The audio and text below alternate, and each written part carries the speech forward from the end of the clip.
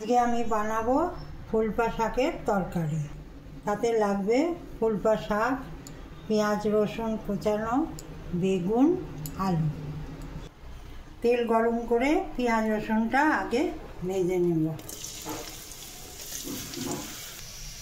পেঁয়াজ রসুনটা ভাজা হয়ে গেছে, এবার বেগুন আর আলুটা একসাথে দিয়ে দেবো। এবার একটু ভাজা হয়ে গেছে, এবার এই শাকটা আর একটা লঙ্কা দিলাম, একটু হলুদ দিলাম আর অল্প নুন দিলাম। একটু নেড়ে নিয়ে জল দিয়ে ঢাকা দিয়ে দিলাম।